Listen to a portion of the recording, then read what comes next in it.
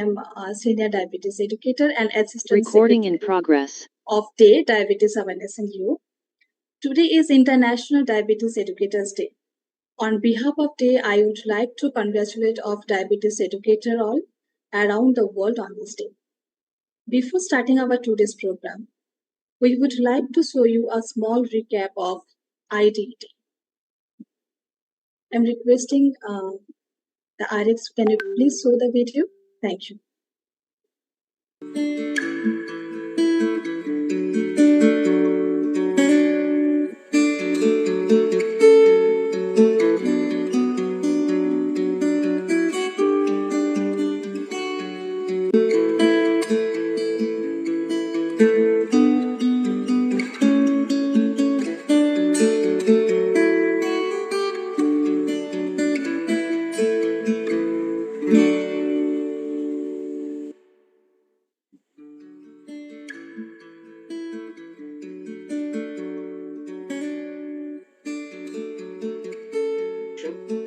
Which is a vibrant society with over 200 member associations across the globe in every continent, I think, apart from Antarctica. This year, of course, is a very important year because we celebrate the discovery of insulin 100 years ago by Banting and Best in Toronto. And I congratulate, on behalf of the IDF, Dr. Basu and his colleagues for establishing this World Diabetes Awareness or World Diabetes Educators Day, which is today in India, September the 5th. It's actually the same date here as well, but a bit earlier. So this is a very important thing. Education, many people say, what are the three most important things in diabetes? And the answer is often education, education, and more education. So education is, of course, vital. And I'm delighted that the city of Calcutta, which I've visited, I've been honored to visit and lecture in many times, a beautiful city, just the West Bengal and the northeast of India, has established this important precedent. And I congratulate you on your society, Diabetes Awareness and You.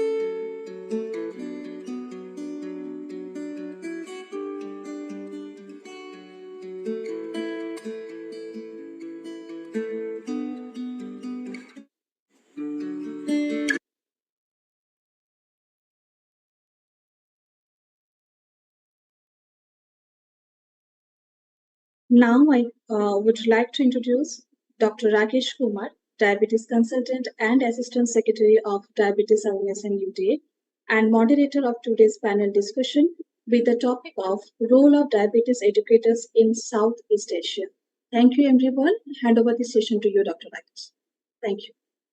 Thank you, Kajal, for nice introduction. Now I would like to invite all our esteemed panelists, Dr. A.K. Azad Khan, who is from Bangladesh. He is President, Bangladesh Diabetic Samiti and Chair, Southeast Asian Region, International Diabetes Federation. Dr. Himrat Chandalia, he is from Mumbai, Maharashtra. He is Senior Diabetes Consultant and President, Association of Diabetes Educators. Dr. Biswajit Bhaumik, he is also from Bangladesh. He is Project Director, Center for Global Research and Secretary General, Diabetes in Asia Study Group. Dr. Aminat Malla Saeed, she is Medical Director, Diabetes Society of Maldives. She is from Maldives. Mr. Indijit Majumdar, he is from Kolkata, West Bengal. He is Diabetes Advocate and Founder Secretary, Diabetes Awareness and You, Kolkata. Ms. Shubha Banod, she is from New Delhi, India. She is Senior Diabetes Educator and Executive Member, Diabetes Awareness and You. Ms. Cheryl Selis, she is from Mumbai, Maharashtra, and she is Senior Diabetes Educator and Executive Member, DAY. Dear panelists, first of all, I wish all of you a very happy Teachers' Day and happy International Diabetes Educators Day. So before we start the main program, that a discussion on the role of diabetes educators in Southeast Asia region, I would like to request all of you to observe 1 minute of silence against the brutality which happened with the doctor at Arjikar Medical College, Kolkata, and against violence against women across the world. Time starts now.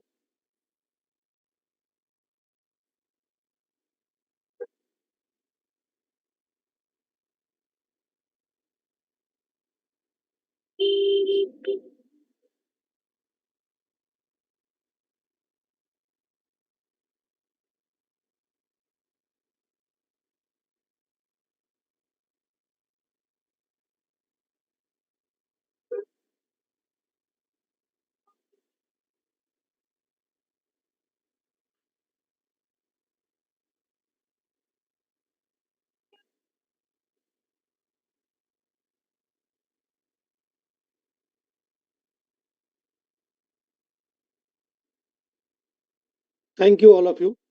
Now we will start our discussion. Since this year, our day theme country is Maldives. So first, I would like to start from Dr. Saeed. Dr. Saeed, what is your opinion on the present status of diabetes education and educators in Southeast Asia?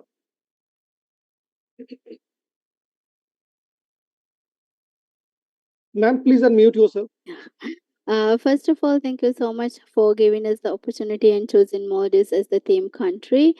Diabetes educators, from our experience and from the perspective of Maldives, has been very, very important in providing support to the general public as well as the patients here in Maldives. As you will all know, Maldives is geographically divided into more than 1,000 islands, of which 200 islands are inhabited islands. So people live in those islands. It's very difficult for them to come to the capital or go to the main atoll to get treatment or to seek medical help. Diabetes Society of Maldives, in collaboration with World Diabetes Federation, initiated a project called Project 200 Islands, where a diabetes educator was trained in each island of Maldives, in each inhabited island of Maldives. The project started in 2009 and it was conducted in different phases, and it concluded in 2012 actually. So we have trained from among the existing healthcare system, meaning they were probably nurses or other healthcare workers who were already practicing in the hospital or in the island health centers, to be a diabetes educator. So what we see is that many of the islands, they are without specialists, especially physicians. It was very difficult for the patients to seek medical help through the specialists. So these diabetes educators, they were very crucial in them managing their condition as well as preventing complications as well up to this day. So they are still very active in the community. They regularly conduct diabetes screening and awareness programs, of course, sometimes in collaboration with Diabetes Society of Maldives as well. And it has greatly improved the quality of life in the patients as well as the general public. As for the education status, it is we there are plans in the pipeline for us to conduct refresher courses for them, because as we all know, it's an ongoing education. So but we do conduct every year, especially on World Diabetes Day, we conduct programs for them on the latest diabetes technology and what's the research ongoing, and the updates in the medical community as well.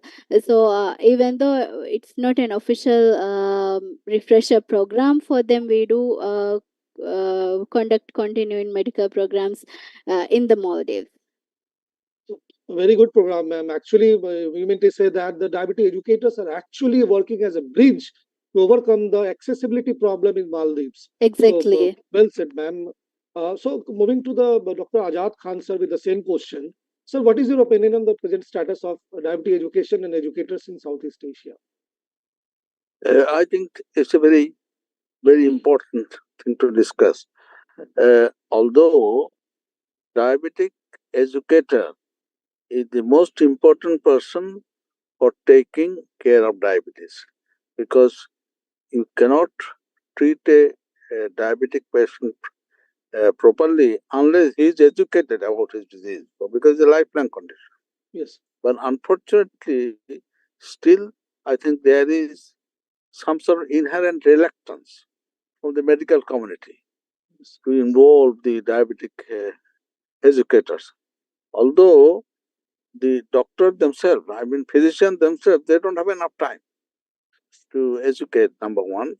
And I dare say they may not have the skill also to use appropriate language to educate. I'm a physician, so I can say it, say it with, Yes, although I'm ashamed to say it, but yes, this is the we truth. can Now understand that, sir.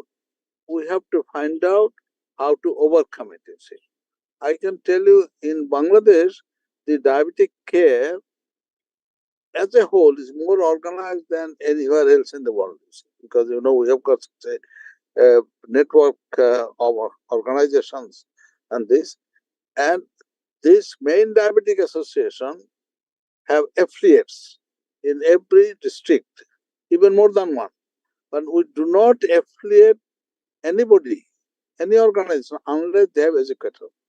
Uh, they have got dedicated educator, you see. And we regularly have what you call upgrading their training or this. But still, I'm afraid, and I'm truly, I'll truly admit, the one of the main block is this psychology of the physicians looking after the diabetics. So we must uh, find out how to overcome it. Yes, sir. We are very well aware about the strong I have backbone. even introduced one thing, that whenever there is a person admitted with a complication uh, of diabetes in the hospital, and then on the patient's record book, there is a page that education has been given and signed by the. Uh, I have been trying to tell the treating physicians that your duty is to see that the person has been educated. See. So you can take the educators to task that have given the proper education. Otherwise, it's difficult to teach. But I'm sorry to say, I have not been that successful. But sir, still we all know that the Bangladesh Diabetic Samiti has a very strong backbone and policy on the diabetic education and educators. Moving with the other panelists, I would like to invite Dr. Chandalia sir to share his view on the same issue. Dr. Sir, Chandalia sir. Yes, good evening to everyone. In, I think, our country, there was foci or very great interest in diabetes education in the country. And one was, of course, Mumbai. Now we find one very active in Nagpur and one very active in Kolkata, which is day and those activities. Now, the most organized courses which were held for training diabetes educators were organized by IDF under IDF supervision about 15 years ago in the country. And overall, they trained almost 3,000 diabetes educators at that time. We were part of it. We trained about 200 or more diabetes educators at our center. And this was very well organized course. However, it lacked the hands-on experience, but it was very good uh, basic course for diabetes education.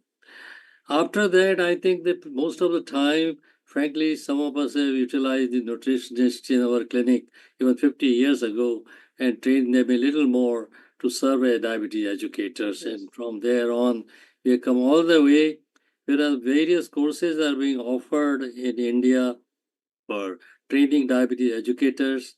One that we had started at the university in Mumbai in the SNDT Women's University about 10 years ago, was doing well for some time.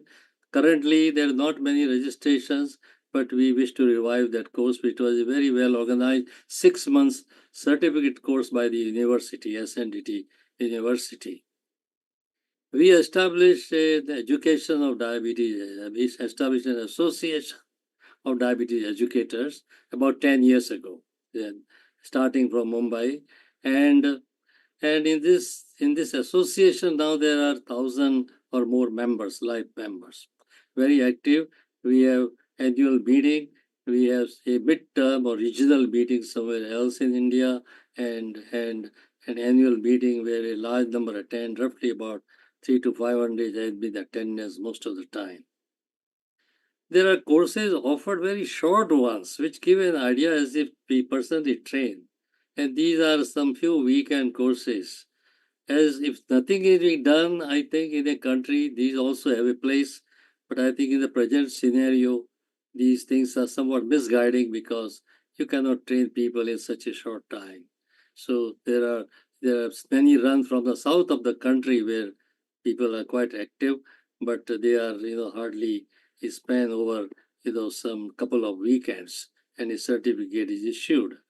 But basically now we run a trust also where there is a diabetes educators course being offered online. And the good feature that I would like everybody to probably make note of is that this theory is taken online, testing is online, but the person, wherever the educator is, she finds a mentor in that area. And she works under that mentor for 300 hours of training hands-on. It's roughly half a day for 3 months. So good hands-on training, good theory support with a lot of audio visuals on the website, on the link that is given to them, and thereafter they take an examination. So this I think is very comprehensive, and I think that this sort of course can be taken up by the youngsters, nutritionists or nurses who wish to develop this specialty for them. So I think these are various models of doing it. Sunil Gupta in Nagpur has been very active. So this is another focus of very intensive work in diabetes education. But apart from that, a generalized approach has not taken place.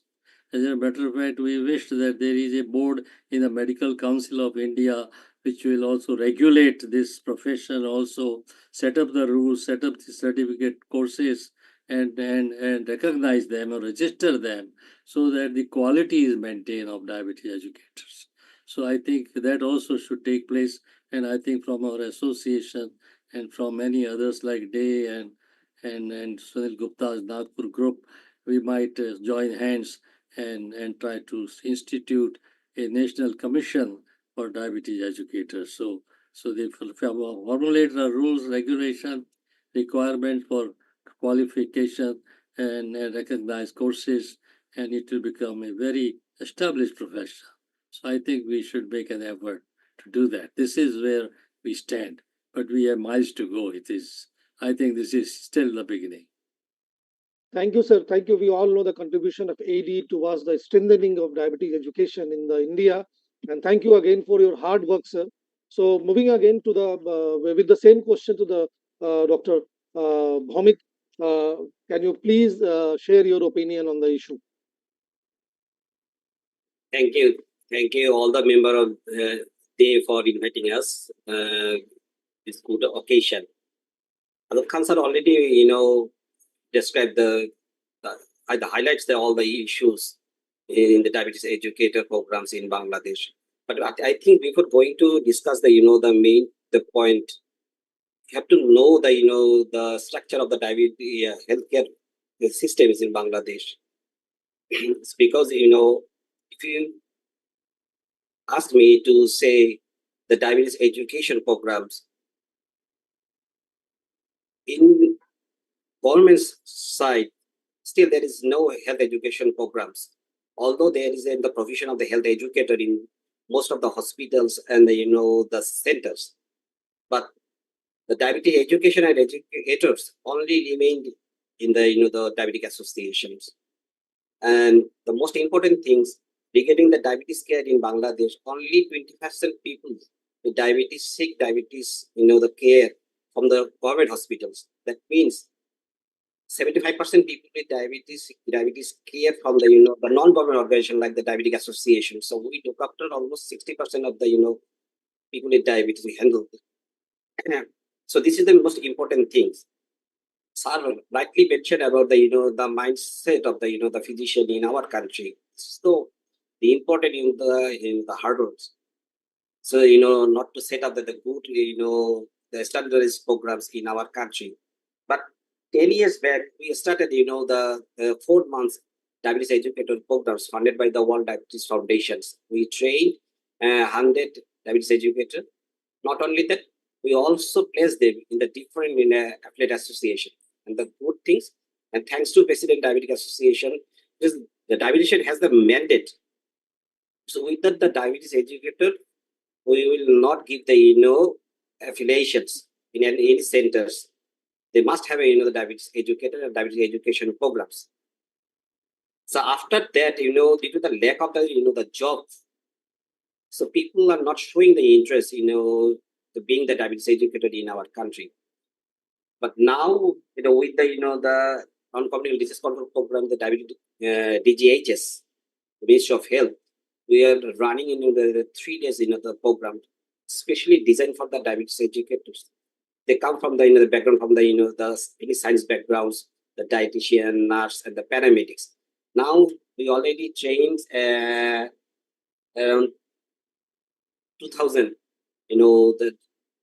The people's their interest in the diabetes educations. Not only that, in 2 months time we are going to launch another programs, especially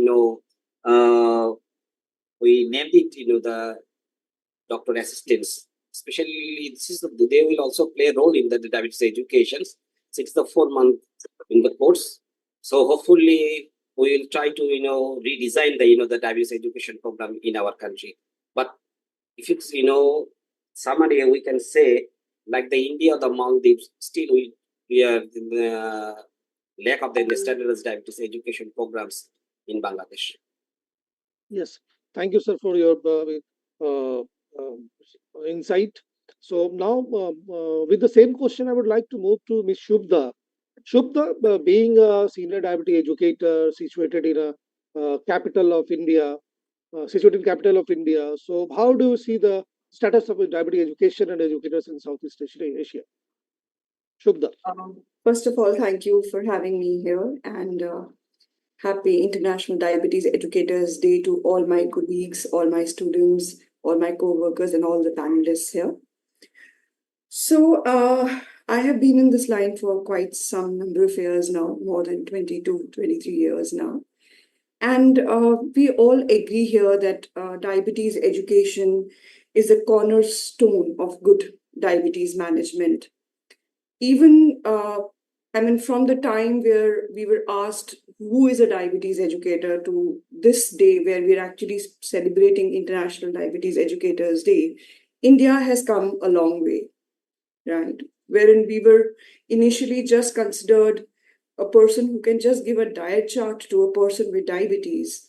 Today in India, some some clinics and some departments are actually giving the responsibility to diabetes educators to manage the entire insulin pumps, titrations, managing the AGP graphs. So we have definitely come a long way. Having said that, when we talk about quality of diabetes educators in India, first we will have to say that we really need to work on a structured quality course in India, right? Quality of diabetes education will automatically be depending upon the quality of education you are giving to the diabetes educators. As Dr. Chandalia was saying, that giving knowledge to a person to become a diabetes educator or skilled diabetes educator is something else. But to be giving them practice, actual experience in a practical setting is the most important thing, because facing a person with diabetes is absolutely a different thing than just getting knowledge about diabetes. Second thing is that is very important is the physicians showing confidence in diabetes educators. Till the time the physicians don't show confidence in diabetes educators, they cannot come up. They have to be shown value, right? The third thing very important here is that educators have to be taught advocating technology. Now these days, diabetes educators have to be made apt to use technology to manage diabetes. We have so many apps, we have so much in technology happening in diabetes management, and as senior diabetes educators, every single day we have to learn, we have to update ourselves with the new technologies, with the new drugs, right? So in India, all this is really lacking. Diabetes educators have to have a different skill, and that skill is being a very good in communication, right? In creating a lot of adherence, bringing a lot of compliance. That is really lacking. They get the knowledge, they sometimes even see the practice that's happening in a clinic, but to communicate with the patient, to be able to use the right language, as Dr. Azad said, to be able to put the point across, to make it an adult learning session. When we say an adult learning session, we have to make it relevant for the patient. We have to make it collaborative. We have to understand what the person wants to learn. So all these skills need to be a part of a structured diabetes education program. So in India, we are really not there in training the diabetes educators to that level and then valuing their work. So we are not, only few centers in India right now are having these skilled diabetes educators, as may I say. We are very few in number. We have educators who have limited knowledge, who are still just there in talking to patients about diet, insulin, hypo, exercise, but not as an individualized care that brings everything on the table and gives that individualized personal care to the patient, which is collaborative and ongoing. It could be 1-2 sessions, but not an ongoing care which actually a person with diabetes needs. So I think India has progressed in the last 20 years that we have seen in diabetes care, but still a lot of work needs to be done. A lot of work, Dr. Rakesh. And I think we are on the way, and Day is already doing a lot of work. We are also trying at our centers to have courses. I myself am doing a training course for diabetes educators, which has all these aspects included: classes, practice sessions, physician training sessions, technology training sessions. I'm trying to do my bit, and I'm sure all the panelists here are also trying to do their bit. Definitely, together we can move the sky. So, with this, I move to Cheryl, who is from the financial capital of India, and she is also a very vocal supporter of diabetes education. So, Cheryl, sitting in Mumbai, you also travel to far places. So, how do you see the status of diabetes education and educators in Southeast Asia? Thank you, Dr. Rakesh, and good evening, everyone. At the outset, I'd like to wish everybody a happy International Diabetes Educators Day. It's wonderful to have a day dedicated to diabetes educators because, honestly, like Shubda said, when I started my career 24 years ago, we were very few in the country. And honestly, Dr. Chandalia has been my mentor and the pioneer of diabetes education in our country. Yes. I remember going and, doing workshops with her and, going everywhere so that we could learn more. Because honestly, at that time, there was no structured kind of a diabetes education, so to say. So, having said that, today we do have a lot of diabetes educator courses. However, they are not standardized, like Sir rightly said, because everybody is doing it, and but there are some which are like weekend courses, or there could be some where maybe sometimes because of online learning, we really do not know how much is the person able to grasp. And I think most important is to get a practical exposure to it, because today we are from where we used to have only 2 drugs or 3 drugs for diabetes, today you have a whole range of drugs. You have a different range of insulins. You have technology today. You have, glucose monitoring devices. You have different CGM devices. You have your pumps. And therefore, diabetes educator has to be well trained in all aspects, whether it is foot care, Today you have people coming to you with erectile dysfunction issues, and you have to be able to deal with it. And honestly, I feel that we should have something like a master's program in diabetes education. Yes, I do. Because there is so much, there is so many different aspects to diabetes education. So just doing a short-term certificate course, which we are currently doing, but I think a proper master's course in diabetes education is the need of the hour. With, of course, like how we had internship when we did at least when I did my nutrition, we had compulsory 6 months internship. And similarly, I think it is important to have that. And see, today now the scope also of diabetes educators is really becoming, sky is the limit. Because if you look at hospitals, yes, sometimes the dietitians dabble in two roles where they're also playing a role of a diabetes educator. But today you have a lot of pharma companies. You have a lot of tech companies which are hiring diabetes educators today to be placed at doctors' clinics or, doing education camps, etc., which is great. Honestly, that is great. And we are definitely seeing a huge, kind of an improvement in the scope and the opportunities that a diabetes educator gets. However, there are a lot of challenges as well because she's not able. One is, space constraint is always there. Though I'm from the financial capital of, of India, space is very expensive. So sometimes she does not really get a dedicated space to be able to counsel her patients. So she's sitting in a reception area and, moving from here to there because there is no place. And these are challenges that we see on a day-to-day basis. Again, the time that you spend with the person, there's a lot of time that you need to spend with the person, and it has to be done in a phase-wise manner because honestly, you cannot really impart all the diabetes education in one sitting. So again, getting and interacting with the person on an ongoing basis again becomes important. So, though that kind of structured education is the need of the hour, which again is not there. It could be there in some centers, but it is definitely not there across. And we know that, we're talking about, diabetes educators. And, we also know that India is having the highest number of people with pre-diabetes and diabetes. A large population live in the dysglycemic state. And our patient doctor ratio is, very poor in the sense we have fewer doctors, and therefore the time that the doctor gets to spend with the patient is very little. And again, if you look at the diabetes control in the country, in spite of us having conferences weekend after weekend, so much of education, you look at the patient, the control, it's really poor. And this is documented, even the ICMR India study has shown that our patient diabetes control is very, very poor, with most of our people are in uncontrolled diabetes state, leading to complications.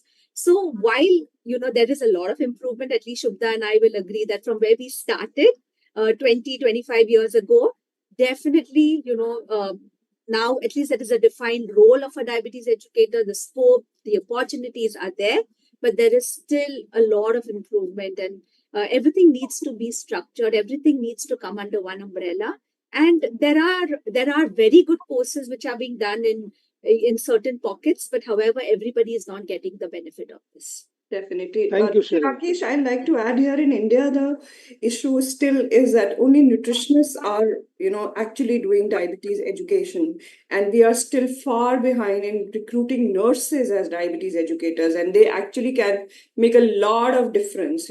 Bedside education given in hospitals by nurses can actually make a lot of difference. And as Cheryl said, that we really don't have too much space in hospitals. Yes, That we will definitely come. benefit us. We will definitely come to this question in due course of time.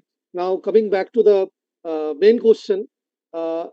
Indrajit, as a diabetes advocate and as a founder member of the Diabetes Awareness and I know your postal address is Kolkata, but you stay most of the time outside the Kolkata in the far-flung areas where no one can reach even in daytime. Forget about night. So, in this perspective, how do you see the status of diabetes education and educators in Southeast Asia? Good evening to all of you, to all the esteemed panelists, and best wishes to all the diabetes educators across the globe on this International Diabetes Educators Day. And Dr. Rakesh, what the other panelists have mentioned, I do agree with them. Secondly, the status of our diabetes population, you know that we are the second largest in the world. And in respect of pre-diabetes, we think we are the first. So in prevention and management, there is a huge role of diabetes educators, but the recognition is not yet come from the society. The acceptance from the society is very important. The people are not giving the importance to the diabetes educators. That's the thing we are running our organization, Diabetes Awareness and almost 18 years old. So we are now become the adult actually. So since we are doing the field work throughout the year, we find out the education is very, very poor in the urban area or the village area. So here is the role of mainly diabetes educators. Diabetes educators can impart the education to the poorest level, lowest level, so that we can prevent or manage. The status of diabetes in India is very poor, as Cheryl mentioned, the last INDIAP study. So ultimately, we need a huge number of diabetes educators for our country. India. Actually, we are trying to make it now the diabetes care capital of India. So we need more and more. There are a lot of challenges, and we feel the challenges in the field work also. So that's why we from our organization have the course of certificate for diabetes educators, the college recognized course, and the Sudha mentioned the nurses. I am very proud to share that last year the Kolkata Municipal Corporation has accepted this course for their pharmacists and nurses. That is a huge policy advocacy. So I think we should do policy advocacy united, because nowadays the government of India has a program of skill development. They have also a diabetes educator course. In our state, the health sciences university has a diabetes educator course that's called the diabetes technologist course for 3 years. So we need the standardization and the training. In our course, we have a training. First of all, you have to pass the theory part, then you have to undergo 100 hours training under the physician. Then we will get the final certificate. So all the factors are very correlated. We think we should emphasize on the policy advocacy, because we need a huge number of diabetes educators in our country to manage or prevent diabetes. Thank you, Indrajit. And after listening to all the esteemed panelists, to summarize, I can say that we are having plenty, but still our hands are empty. So, uh, uh, our other parts of the world are doing something different. So, I would like to take the comment from Ajad Khan sir. Sir, do you think something different from the in the other parts of the world than Southeast Asian region?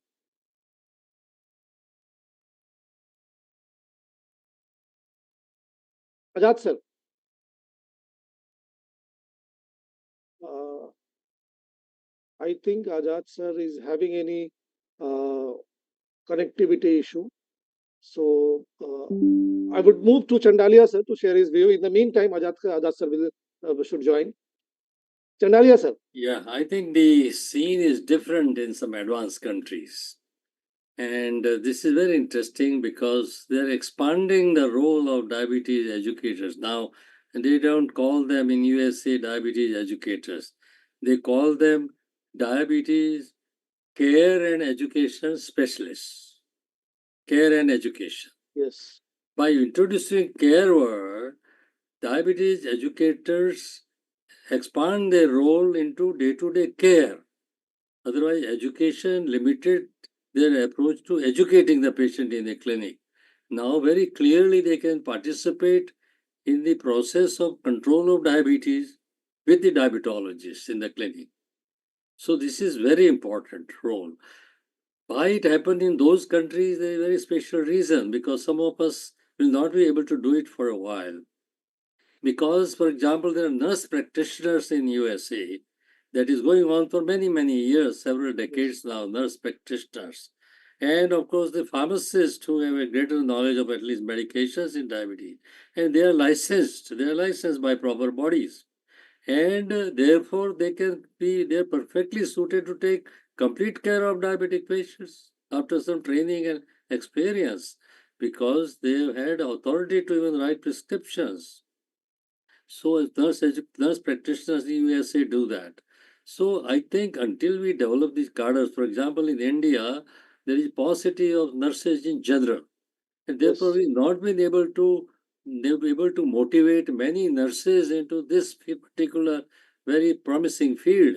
They're still going into many different areas for specialization, like surgery they specialize in, they apply so many different things they're specializing like the doctors do. So there is a gap there, and until we bridge that gap, we cannot expand the role as much, because we would like our educators also to take up day-to-day care of the patient. Hence, I feel that in India it can be a boon, because some of these educators, if they become care and education both, if they are authorized to do, they can serve a great role in the rural areas, almost as a diabetologist does. So instead of, I would say, some parallel systems of medicine, these nurse educators, who have license to also take care of patients by some mechanism, which also I think the National Medical Council should consider, Yes. then I think they will join in large numbers and take up into the care and education of diabetes. So I think other countries are obviously marching ahead, and but we all are also thinking that we have to really sometimes take it up at the government level. And I think we really need in India a very organized effort to approach the National Medical Council Yes. and really set up a proper, regulatory body, one wing of regulatory body looking after these people and their certification and their licensing, and then they will be able to participate without even a doctor's supervision. Now, of course, they can do everything under supervision, like my clinic, they're titrating insulin doses, Yes. they're training my patients for pump, as Shubhda said. This is being done because we are just around when they're doing that, and there is no problem. We hardly have to really supervise, they're very well trained now. But this is still under supervision legally. So this the hurdle will be overcome as we go along, and Yes. other countries have done that. So I wanted to discuss that in detail for this purpose. Yes, sir. Many Western countries are actually having a registration number for the diabetes educators. Yeah. Uh, but they need to be make free to take decisions. Otherwise, it's very difficult to standardize. So, Dr. Dr. Biswajit, Rakesh, I just like to pitch in yeah, here. yeah, sure, Like, sure, sure, when sure. what I have seen is that actually the diabetes educator plays a big role outside, Yes, and the patient actually sees the endocrinologist or, the physician once in maybe 3 to 6 months, depending on their control, and everything in between, whether it's the follow ups or that, ongoing monitoring is done with the diabetes educator. Of course, she keeps the doctor in the loop and the entire, all the other members of the team in the loop. But it is the diabetes educator who is actually at the forefront doing all the work, which Yeah, is great. I think Shirley is nice you pointed out this, because now many of them are employed to assist diabetes educator in taking the history and yes, physical history for sure, and history of course is the key in really treating a diabetic. So they take a very good detailed history, excellent histories they take. So many of us, many clinics are employed like that. I've seen some clinics in South, there was actually no other doctor except the chief, and use the hospital. And the educators were doing all the history taking and all the clinical data collection, and then presenting to the last for, for a very short blitzkrieg with the diabetologist. So I think this is going on at the present time already. So, Yes. and even 20 years back, sir, I remember you had a nurse diabetes educator at Jesloke Hospital. Yeah. And she had such a huge role to play, and conducting programs and doing a lot of a lot of good work. So I think okay. sir was actually, as I said, he's been the pioneer in diabetes education so many See, years back. coming back to the question, Dr. Biswajit, you are having strong data backup. You work with the many organizations. So, how do you see the diabetes education and educators in other parts of the world outside the Southeast Asia region? In the meantime, Indujita, please check whether Ajad sir has joined or not. Thank you. I think Chandeliya sir already mentioned about the the standardized codes the outside the Southeast Asian countries. During my the training in the UK and the Australia, first came to know about the diabetes education and the diabetes educators. I found good number of them they standardized in the training program in UK and Australia. If you see the the component with the diabetes care, so we normally call the 3D and E: diet, drug, discipline, and the educations. So except the prescribing the medications, the diabetes educators in the part of the Western countries, they look after all the other three components. So they already standardized their role in most of the Western countries, like I already mentioned the UK, Australia, and USA, Canada, the rest of the the other Western countries. So, but the most important things, if you see the diabetes care and the diabetes education, mostly confined remain in the urban areas in our part of the world. But the good thing in the Western countries, they already expand the diabetes education and diabetes educators in the primary healthcare and the community levels. Without involving the primary care and the community, you cannot get the good outcome from the diabetes educators. So from my point of view, the most the important things the diabetes education in the Western countries, they take the diabetes education educator in the all part of the societies, not only confined in the urban areas, to make it available in the primary and the community settings. So this is the important thing I learned from my during my training. Thank you, Vishwajit. Ajad Khan, sir. Sir, Indrajit, is Ajad Khan, sir, there Yes. or? No, sir is in another meeting. So Okay, we okay, continue. okay. So there is a term we call education here. We are speaking education. So the main objective of education is desired change in behavior. So unless and until there is desired change in behavior, we cannot call it education. So having said that, Diabetes Awareness and You launched International Diabetes Educators Day in 2016 with a 5-year theme, that is diabetes educators time to pair up with patients and doctors. So Indrajit, what was the thought of day behind this theme? Have they succeeded in spreading this vision among stakeholders of diabetes care? Means doctors, nurses, educators, patients. So actually, we have launched this International Diabetes Educators Day on 2016. So we have started our organization in 2006. So after 10 years of field experience, we have experienced that there is a huge gap between the physician and the patient. And actually know that we are working in the field in the village areas, in the slum areas, in the urban areas. So people don't have enough education for diabetes, and doctors don't have their time to educate the. So we thought that diabetes educators or counselors or dietitian people are doing in their way. So we think that diabetes educator should get a recognition in the society, should get the acceptance in the society. You know that the perceptions are very deep-rooted in our society. The people have the perception that doctors only can say something. So to break the perception, I think we need more time. So definitely, our theme for for first 5 years was the bridging the gap, time to pair up with the diabetes educator, with the physicians, as well as with the people living with diabetes. So I think we have some impact, definitely, but we have miles to go. What Dr. Ajat Khan sir has mentioned, that the acceptance from the physicians also is most important.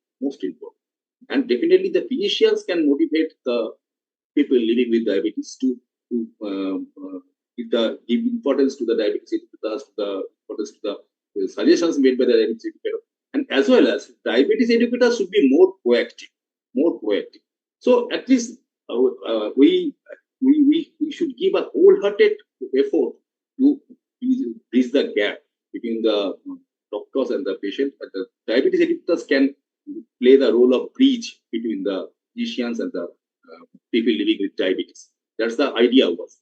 to initiate the Universal Diabetes Educators Day, and is the theme actually. And now the theme for the 2022 to 2026 is the diabetes education for all. What I have mentioned earlier, that in case of prevention, diabetes educators has a great role. Now, you know that in day diabetes awareness, and we are doing regular program with the school students for the prevention, for the type 1 awareness, where our diabetes educators are taking the sessions in the schools, in the different camps. So diabetes educators should be more proactive for prevention of diabetes also. So I think I am very optimistic person. So I think we can immediately make a change in the world in coming days. Thank you, Indrajita. So actually, next question is the follow-up question of third question. So, and this is from the Shubda. Shubda, how do you see the impact of the first theme, that is diabetes educators trying to pair up with? Uh, do you realize these things in your day-to-day practice? Feel this in your practice area? So, Dr. Rakesh, IDF has already revealed in certain surveys that 99% time patients with diabetes have to take care of themselves. With that, they only deal with healthcare professionals 3 to 4 hours in a year, right? And that includes us, right? So, if you say that, uh, are we actually bridging the gap, and is there has been an impact? See, I am situated in a place like Delhi, wherein people are very, very aware. They are now even aware of what a diabetes educator is, and they actually walk up to us and they ask questions, and they're very aware. But when we talk about our entire India, the awareness is very, very poor, right? And there is a clinical inertia, to even accept that I have diabetes. There's a psychological stigma there. So, if you ask me that have we reached there, are people actually coming up to ask about diabetes and to know about diabetes to diabetes educators? No, we are very far away from there, right?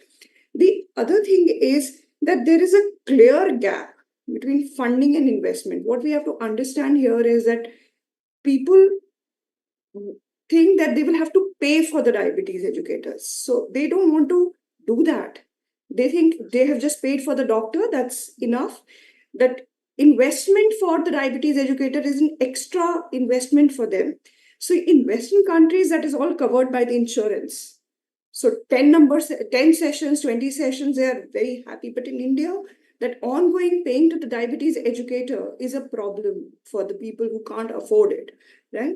The other thing is that people in India rather listen to the neighbor, their advice, because they Yes. feel more confident there than when a diabetes educator you're sitting across and trying to tell something. It's free of cost, it's available, it's right there. Your neighbor is telling you, you have more faith. But in India, this is a very big problem. They will listen to everybody around them, but a thing that a person who has the skill and the knowledge is trying to tell you, and you're paying for that. So we are trying our level best, and I'm sitting at a place wherein people are aware and doctors are aware and they support us and they encourage us. But I don't think in peripheries the awareness is there, the reach is there. We still have to reach there. As diabetes educators, we are doing support groups, we are going and educating in schools, making school children aware about weight, obesity, preventing diabetes, doing road shows, doing everything. But India is a huge country, and we have rural areas where unhealthy eating, obesity is increasing, type 2 diabetes is increasing. So there's a lot to do right now, and there's a lot to pair. So we need more aligning, more integration among dietitians, among nurses, among diabetes educators, among physiotherapists, among pharmacists. So there's so many people we can integrate for diabetes education. So I think we can do a lot right now. So, Sherin, how do you Okay, see can I this? just add Yeah, something to yeah, what sure, sure. the yeah we also encounter this problem here in Maldives. People tend to listen to their relatives and neighbors most often regarding the food myths that we have here, right? So what we have found very helpful is that we have support groups, as you said, support groups for patients, and we include older patients who are more experienced with their Totally. diabetes regimen and treatment, and then have them talk actively in these groups regarding these food myths, more actively rather than letting it fester for long. We ask them to talk about it actively and how it has helped them manage their diabetes. So that's something that have helped us here in the mall. Just Totally. wanted to say. Totally. So Dr. in Saeed, type 1 diabetes, support groups really Exactly. help. In newly diagnosed, support groups really help. So yeah, yeah, Dr. we Saeed, do a lot of support groups. So yeah. Dr. Saeed, what about the support from doctors in Maldives? Are they supporting educators enough so that they can Yeah, flourish here? we do find that they are helpful, especially in the peripheries. What happens is there is a as I said, there are not many specialists there. Mostly general practitioners are there.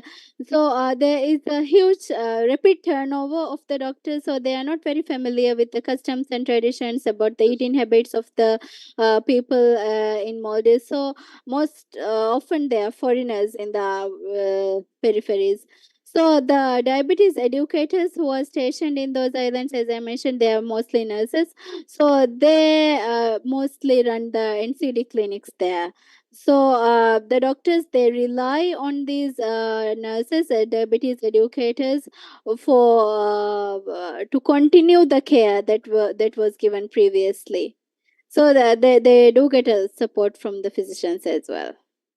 So coming to the same question, Cheryl, how do you see the impact of that 5-year theme that it's time to pair up with? I Are you think getting enough support to pair up with? absolutely. I think now even the physicians and doctors have come to realize that the diabetes educator is a very very important part of the team, and of course it has to be the entire team keeping the person with diabetes in the center.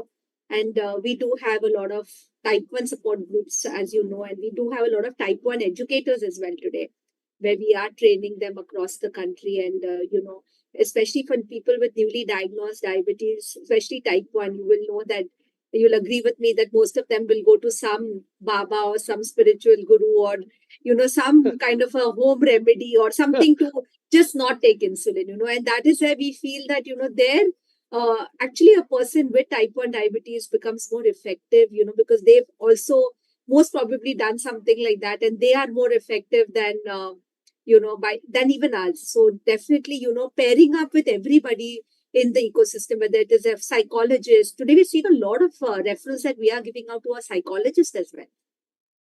So the diabetes educator is Yes. definitely one of the most, I mean, she's connected with the person with diabetes the most, but then she knows that, okay, this person needs a referral of a psychologist or needs a referral of a food, a specialist or whatever referrals that is needed. And then she forms the bridge between the person with diabetes and the entire healthcare team, making sure that this person gets the best care. We definitely want better glucose control, better metabolic control, while not making them feel deprived and depressed about having the condition. I think that's the most important thing. Bringing back the joy of living into the person's life is the most critical aspect of the entire management thing, is what I would think. And definitely there's a lot of acceptance, but like Shubda said, we have a long way to go. Like in Maharashtra, we have BMC, which is the Municipal Corporation of Greater Mumbai. And some years back, they have dispensaries in Mumbai. So we started with a pilot with a few dispensaries where we had our dietitians who were also coupling up as educators go to these dispensaries on designated days, and we saw that the response was so good that now it has gone to more than 200 to 300 dispensaries. So government is also acknowledging the impact of diabetes education at because these people can't afford basic. They only give 10 rupees or something as OPD charges, and that also they can come for several visits. But even there, it has shown a lot of impact. So imagine if this is rolled out pan India, we can definitely get better glycemic control, and hopefully we will then be known as the diabetes care capital of the world and not diabetes Sure, sure. We capital. will do it. We will do it. Let's be positive. So, Absolutely. with a positive vibe, coming back to Chandalia, sir. Sir, but you also mentioned that there are lots of courses like courses offered by ADE, IDF, DAY, ISPay. So many organizations are offering courses in India. And you also said that there is a need of standardization. So it's not only the standardization of course, the quality of students also matters, sir. So do you think there is need of a policy maker who can standardize the eligibility criteria for the diabetes educators, not only the course content, but also the eligibility criteria, registration numbers, passing marks, passing criteria, etc. And how to approach authorities to for this kind of demand? Because even a DMLT course is having a nodal body, sir. So, if you are having the nodal bodies for other paramedical courses like lab technician, why not diabetes educated course, which is life saving course? How to approach authorities, sir? What to do? Yeah, I think this is being alluded by several of us that we need some organization in the center which will determine the criteria of certifying a diabetes educator, the requirement required for registering, maybe also conduct an examination, final, centralized. They give them a really license and certificate. Again, of course, periodical renewal by attending some more courses will be must, because for Yes. doctors this has been done, so they should visualize it right away that these people also will require to update their knowledge periodically by putting in some credit hours of attending some academic sessions. So all that will have to be done if we want to really lift the organization. And last of all, the payment aspect. Shubhra told very clearly that there has to be a separate payment for this. In our clinic, we try to do that, and most patients say that they don't want to have a session only. We felt very disappointed. The very few days it struck to me, so I incorporated the educator's fees in my fees. Yes. And I decided to pay from there because that way it is working all right. So it's terrible, and I must say something more. We have parallel systems of medicine and we have to grapple with them. There are some good points there, some bad points. I've written in an article which is likely to be published in RSDI journal very soon. How we interact, because I have not seen any type 2 diabetic coming to my clinic who had not tried any Ayurvedic drug. Each of them had tried that. They thought it was going to cure them. So time has come to place these remedies also in the rightful place. Like, for example, they can be used in the prevention of diabetes. They can be used in impaired glucose tolerance group, but they certainly have no potency to treat severe long-standing diabetic or a type 1 diabetic for sure will be almost like a manslaughter or murder, switching to any such thing like this. So I think we have to clear understanding nationwide and and probably put every discipline in the rightful place. Obviously, modern medicine will always be ahead now, but yet we cherish our cultural values, and it's very difficult to counter that.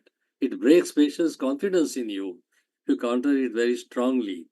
So you have to take a sort of benign view, compromise sometimes, allow them to continue, and mixing the two is very dangerous because not side effects wise, but concept wise. What a misunderstanding. Anything good happens is the indigenous drug, and any side effect or problem is doctor's problems.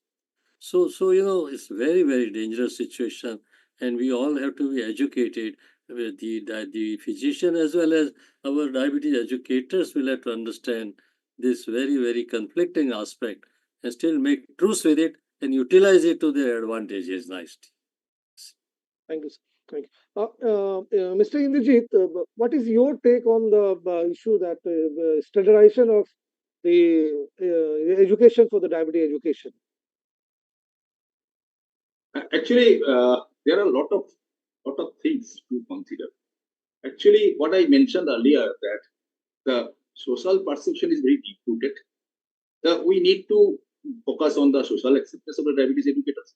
We have to work hard towards the policy advocacy. What Dr. Chandalia sir has mentioned, Actually, the policymakers should foresee the consequences of the huge diabetes population or pre-diabetes population in India. I think the policymakers can play a big role, and I urge all the important doctors or organizations, especially in our country, deal with the diabetes. They should come forward. We are here. We are dealing with the diabetes educators and people living with diabetes. Tanaliya sir, the pioneer of the diabetes education in India, I think he's also doing the work of the diabetes educators. There are not very few organizations dealing with the diabetes educators in our country. So I think one of the major responsibility of the physicians organization in our country to come forward and take it forward to the policy level. We are here unless otherwise if policy has been changed. I think the desired result will not come. And in this connection, I would also like to uh, add something that the diabetes educators should be more proactive. Diabetes educators organizations should be more proactive, and we can collaborate because now you know that the International Diabetes Federation nowadays are running a course repeatedly, but they should have some activities related to diabetes educators, especially or strictly for diabetes educators. So I think we need a wholehearted effort from all the stakeholders of the diabetes to get the importance for the diabetes educators for prevention as well as the better management of diabetes. Thank you. Before moving to the next question, I was coming to you, Vishwita. Before going to the next question, I would like a short comment from you regarding the standardization. Is there anything in the Bangladesh which you are doing differently than us? I already mentioned about the diabetes education and educator programs only remain in the diabetes association of Bangladesh. But what I'm saying, they will find you'll find good number of the course online and the physical course all over throughout the world. But the most important things, because you have to think about the job security. Without the government, the recognition and licensing, which already mentioned the general sir, it cannot attract the peoples. So we need to, the most important thing is we have to convince the authorities, especially the government authorities, to find out the diabetes educators where they will fit. It's because we have the BMDC for the doctors, we have the council for the nurses, even in the nutritionists. But still, we do not have any provision for the health educator or the diabetes educators. So we have to find out some some authority who can look after the diabetes educators from the government side. Otherwise, you cannot run the standardized course or the good things for the diabetes educators. So this is very important. So you can run the good number of the courses. So you can attach the universities, but you need the government affiliation, government recognitions. So without this, nothing will happen. I would like to add one thing over Vishwita. Yes. That is the acceptance by the policymakers that the diabetes educators' role is very important in diabetes management or diabetes prevention. That's the thing. And the policymaker, what we can do, we can pressurize the policymakers united. That's the thing. Yes. Because government has to understand that diabetes educators are very, very important. Very important. Yes. That's the thing. Not only the thing. Just think that what happens in the Kolkata. Because if something happens, the wrong thing happens to the who will look after the diabetes educators. You do not know, so you need some of the authority body who will look after the diabetes educator issues. Yes. Dr. Saeed, is there any recognized course for the diabetes educators in Maldives? Actually, the Project 200 Islands, that was our initial course. It was recognized by our local qualification authorities. I'm not sure about the international authorities, but it was definitely recognized by the national qualification authorities. Okay. So Across the Southeast Asian region, there is a lack of standardization D course. We all agree with that. So, every education, the demand of education comes from job opportunities.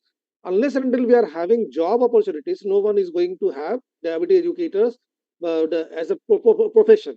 So, having said that, Cheryl, how do you see the job opportunities for diabetes educators in your city, your nearby city? Because you're sitting in Mumbai, but there are a lot of girls who are coming from grade B towns. So, what are the job opportunities for them?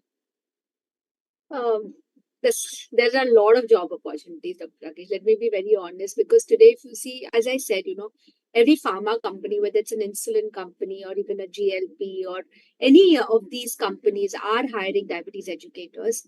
Where they go to different doctors' clinics. I'm sure there is somebody who may come to your clinic as well, and and counsel people on different aspects of diabetes. It could be insulin techniques, diet, the various different aspects. So definitely that is a place where they can work.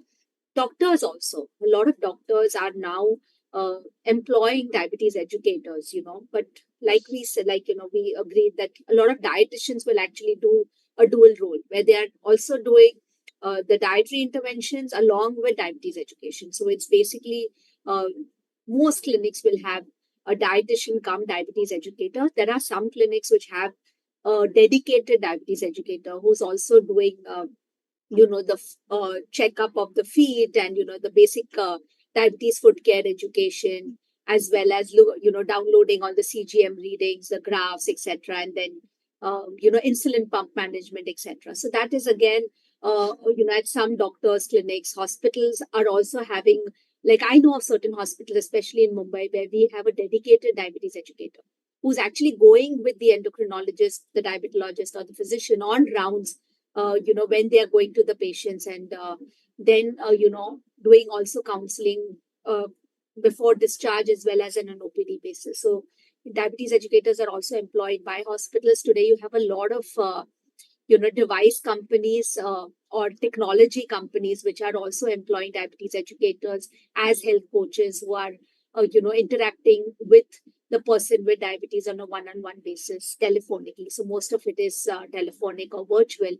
So there is a lot of demand today, and most important is, while there is demand, education has to be standardized and everybody has to be at the same level, which is a big concern, because we are also interviewing a lot of diabetes educators as a part of recruitment for these companies, and we see that the level is not uniform. And somebody who claims to be a diabetes educator does not even know the ABC of diabetes, the I agree insulins, with and you. then you call them diabetes educators. So we are having a huge challenge where definitely standardization and making sure, again, I think it's the onus of that person how much you want to learn. They say, you can take a horse to the water, but if the horse refuses to drink the water, what do you do? So very important is, even the educators have to understand that they have to be hungry to learn. Honestly, we were hungry to learn because there were no courses. We learned everything on our own and on the job. Today there is so much being offered, but again, it depends on each individual how much they really learn and how much they're able to then offer to their patients. Thank you, Cheryl. So, Shubda, can you share your experience regarding the same issue? So first, I'll agree with Cheryl, because today the generation is such, they want the certificate, but they don't want to work hard, they don't want the Yes. knowledge, they want the job, they want the salary for the job, but they don't believe in learning, and especially once they get the job, they don't believe in updating themselves. Till today, and Cheryl will agree, that there doesn't go a weekend or even 3 days when we are not updating ourselves about the latest knowledge that is coming. And every day, diabetes treatment and management is evolving. So, definitely, job opportunities are there. Now, even certain companies who are app based, AI based, are wanting trained diabetes educators, though there are apps which can manage people and their diabetes, but they want an intervention, a human intervention with skilled diabetes educators who understand diabetes and how to bring in compliance, adherence. They want the skilled educators, but ultimately it is the educators who will have to learn the art of education. And believe you me, it is an art. It is an art to understand the patient's need and then try and approach and give education, right? It's a collaborative thing. You cannot just impart education that this is what I want to teach you and this is what you have to learn. You have to listen, you have to understand, you have to empathize, and that is an art. You may gain knowledge, but to practice that knowledge, one needs to be very, very passionate about the subject, right? Which Cheryl is, which people like us are. And that is why we are continuously updating and continuously at it. We are also trying to train educators, but Cheryl will agree this time the people are just behind getting certificates and increasing the certificates, but actual knowledge is a problem. So I really don't I don't have complaints from a patient when sometimes says that I don't want to meet because I already know, because they think that they know then more than what the person is trying to tell them, because they have experience of diabetes of 20 years and the person who's talking to them is just talking bookish from the last 2 3 years of learning, but they're not empathizing, they're not trying to understand where the patient is coming from. So you have to catch the attention of the patient, empathize, right? So definitely job opportunities are there, but value what you've learned, put it into So, practice, yeah, right? And I then do you will agree get with value. I do agree with both of you because just few months ago I got a background check request from a big corporate hospital regarding one of my trainee who was she was doing 100 hours training under me, under the course run by day.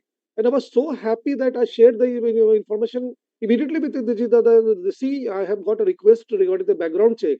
And she was employed in that big corporate hospital. So opportunities are there. What we need is a standardized course, dedicated diabetes educators.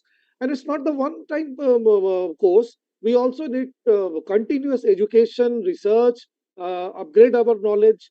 So with one question from the Indijit, that uh, regarding opportunities of the diabetes educator, then we will move to the final discussion of this session. So, Indijit, uh, as a diabetes advocate, do you feel that the recognition of diabetes educator will motivate them for the more dedicated work, upliftment of their mood, well better? It's not only the integration from the doctor or patient, they also need to integrate themselves. It's not a 9 to 5 job. Being a diabetes educator is a 24/7 job because emergency can happen anytime. I remember Kajal used to have her mobile phone on 24/7. So nowadays I don't get any diabetes educator who is ready to work beyond 8 p.m. or 9 p.m. So how to overcome this? Just a few lines from you, Indrajit. Then Actually, we will has move to the. what Cyril and Shubha had mentioned, it's a really huge factor. I came across a lot of diabetes educators in different days. So the dedication is definitely a major factor. So definitely, I think another we think from the day that the recognition is definitely a factor. Its recognition means the social acceptance, societal acceptance. That's why we have started the West Indian Diabetes Educators, because that's the platform for learning as well as the recognition. You know that we have started this award in 2019 and it's pan India since 2020. We have two categories there: one is senior and the junior. 35 years is the cutoff age, but above 35 is senior and below 35 is junior.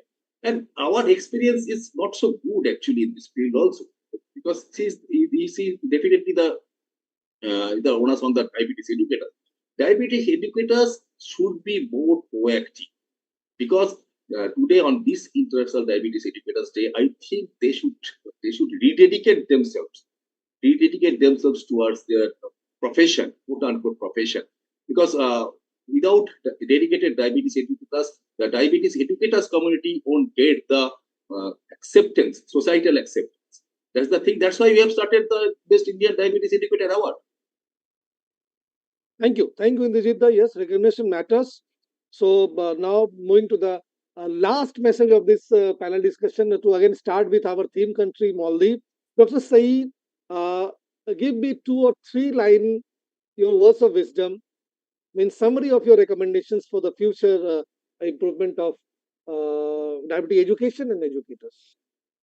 I don't think there is anything new to be said that the Cheryl and Shubda ma'am have not said, because a lot of dedication on the part of diabetes educators is needed, especially to connect with the patients and build that relationship with the patients in order to get them to be more compliant, especially with the diet and the lifestyle changes that are required for diabetic patients.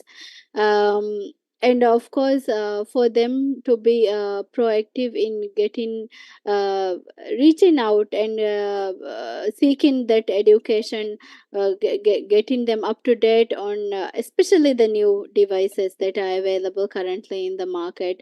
We also employ diabetes educators in our clinic as well, and we have seen how much they can change the patient's perspective on these things, especially because relationship between a doctor and a patient is very different than what they have with the diabetes educators. So they feel more confident, they feel more open with the educators. So that's what I have to say about that. Thank you. Dr. Bhaumik, your last words of wisdom for this panel discussion.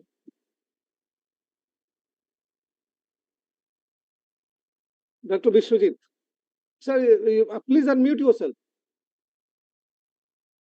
So if you see the train, so from the it changed from the the physician centered care to the patient centered care. So I believe the role of the diabetes care educator is increasing day by day. But to address the future challenges, government should prioritize the policy initiative that formalize the role of the diabetes educator within the healthcare systems. Without creating in the job and the good salary, you cannot attract the good talented in the guys in the field of the diabetes educator or diabetes educations. Thank you. Chandalia, sir, Yeah, I would your say take home message. education, education, and education. This is one tool, least expensive, and can save a lot of costs for diabetic. So we have to convince the authorities and all that the most cost-saving method is to educate people. But like prevention and education really is key. In India, I'm sorry that prevention is not even thought of. Yes. Gone the American way. Yes. We gone the American way. Absolutely. When the COVID came, there was more healthcare available in the private sector. Should have been in the government sector, really. See, and that's the way the state of our medicine. So I think prevention and education is the key to success in treating such widespread disease as diabetes, and it's the least expensive way of doing it. Yes, especially for the countries, resource poor countries like Maldives, Bangladesh, India, primary level prevention is one of the most important healthcare infrastructure which we can build. So, Indrajit, I think I am agree with all the panelists above. So, I think we can initiate or we can start something about a federation like or a very coordination team like in the Southeast Asia, so that we can form a very united force of the diabetes educators. Till that we don't have some united force in India also. So India, South India, Bangladesh, Maldives, Sri Lanka, a united force is needed to get the recognition of diabetes educators, standardization, and everything. So I think it can be the resolution of this year's International Diabetes Educators Day. We should make more collaboration among us for the Southeast Asia. thank you. Shubda, Yeah, so your my final words. last words of wisdom will be that we have to increase awareness and increase access to information for people in India. We have to make sure that diabetes education is adequately tailored, resources are made smart to meet the need of the people with diabetes, and education is made crisp so that specific needs of specific population are met. Okay, though we're talking about such structured diabetes education, but India is a very diverse country and problems of different areas are different, so we have to look into that also. And definitely, like we are collaborating here with Maldives, we have to increase international collaboration so that we can pick up the positives from there, learn more, and improve the status of diabetes education in India. Because with the population that we have of diabetes in India, I don't think our physicians, our diabetologists, our endocrinologists can bridge the gap. They are not able to spend more than 10-15 minutes with patients. It is the diabetes educators who have to pitch in, who have to step in and take a larger role in India. Thank you, Shubda. Cheryl, your words I of think wisdom. everyone has said everything. I would just say that I think it has been a great discussion, and I think what's coming out of it is definitely we need to be, unified in this whole thing in terms of collaboration and definitely taking the best out of each other, and have one unified body for diabetes educators. Of course, standardization, may not always be possible because we have different geographies and different constraints. Having said that, I think again, just one certifying somebody is not enough.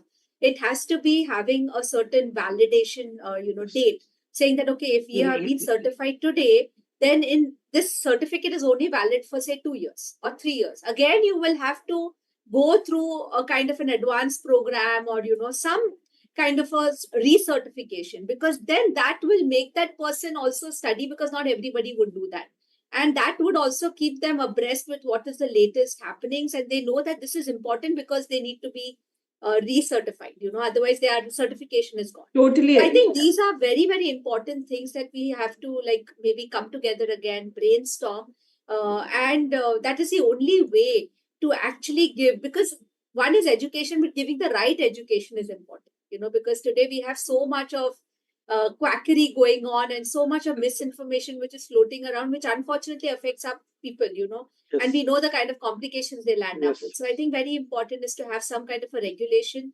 I would definitely urge for it to be like a proper master's program with internship in diabetes education at a diabetes care center of excellence.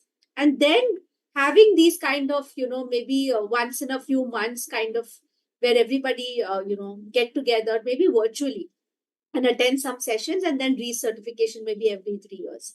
That would really help to empower the diabetes educator better to be able to become warriors in this whole thing against diabetes. One is definitely today we're looking at remission of diabetes, to diabetes management, and of course prevention of complications, which is huge.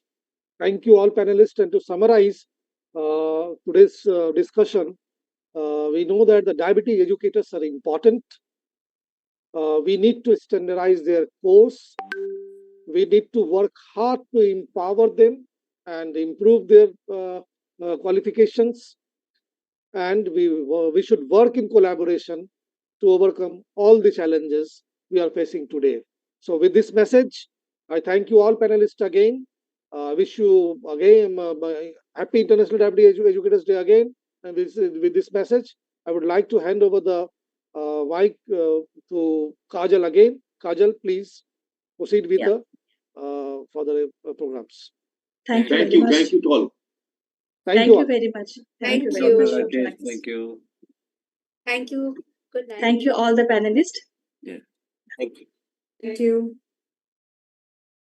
So now I would request Mr. Amitabh Sharnal. He is our live member and the convener of Best Indian Diabetes Educator Competition to moderate the next session. Now hand over the session over to him. Mr. Amitabh, are you there? Yeah. Yeah, I'm there. Thank you very much, Kajal. And Yeah, first of all, I must, say that a very good evening to the honorable guests, panelists, The need to judges, reach out to their participants, doctor, ladies discuss and and make. gentlemen. I have been listening in to a very interesting round of discussions, actually, and I would just steal, let's say, about half a minute to share my 2 cents on that. And that is we are talking of the collaborations. It was fantastic what I heard. All of that is necessary, but in the global perspective, if you think of it, what we are perhaps concentrating more on is the supply side of things and not giving enough importance to the demand side. By demand side, I would mean what is the need of the patients. Unless we develop the demand side, the supply side will never be able to cope. I'll leave you all with this, what I call food for thought, and move on to what I am supposed to actually do now. So I take this opportunity to again thank Dave for making me the convener of what I consider a very prestigious and unique competition, actually. The Best Senior and Junior Indian Diabetes Educator of the Year competition and award. I call this unique as the award has been declared on the auspicious occasion of 5th of September, which in addition to being celebrated as Teachers' Day in our country, has also been declared as the International Diabetes Educators' Day. So for all diabetes educators across the globe, you all should feel very proud and draw inspiration from this, that you have been entrusted with the responsibility of helping persons with diabetes in their lifestyle change management endeavor. And I stress on the word change management. It will need to happen on all fronts. Being Teachers' Day, of course, I would like to thank to start with my parents, who continue to remain my beacon of knowledge and wisdom, followed by all the teachers, guides, colleagues, friends who have contributed to my learning curve, and last but not the least, all of you present here today, as I feel truly enriched from my brief yet meaningful interactions with you all. So for me, you all together present represent the ever-flowing river of knowledge in which I have the privilege to swim and absorb as much as possible whenever I want. Having said that, despite being a joyous occasion today for me, for all of us, I'm a tad sad also this year. Though the competition was launched for both the senior and the junior diabetes educators, there were actually no self-nominations this year for the senior category. So it looks like we need to find a new means to motivate even the senior diabetes educators to participate in something interesting like this. Suggestions are most welcome from all the senior diabetes educators we are working with in day, outside day, in collaboration. So please share with us your perceptions on how we can improve things. For the junior category, we got 10 self-nominations, out of whom 3 candidates reached the final round. And these 3 candidates were then again interviewed by our August panel of judges.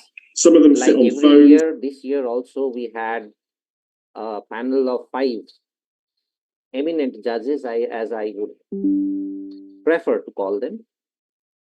We had Dr. Anju Virmani, a pediatric endocrinologist of repute from the capital city of New Delhi. We had Dr. Amit Kumar De, a diabetes consultant and teacher of repute from our very own city of Joy.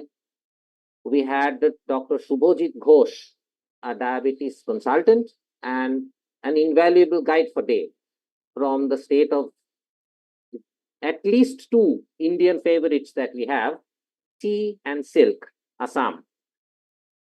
We had Dr. Meenakshi Bajaj, a diabetes educator and senior dietitian from the state of many famous temples, Tamil Nadu.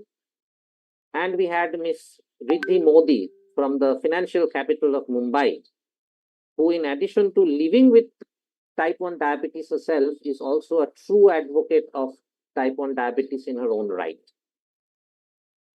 So, with this, I would leave you in suspense for a little longer, because after listening to the very interesting round of discussions for the last, say, 1 hour, I would like to take this opportunity actually to thank sincerely Dr. Aminath Saeed for joining us today, along with Dr.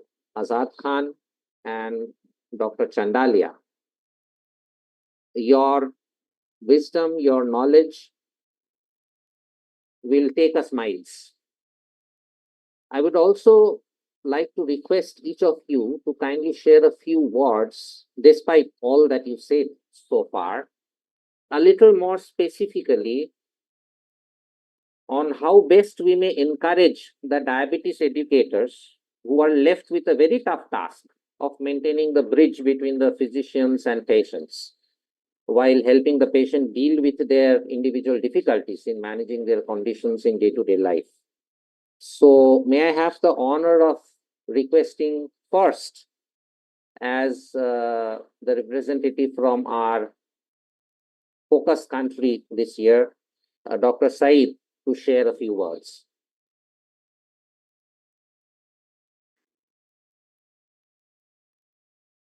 Dr. Said, are you still there?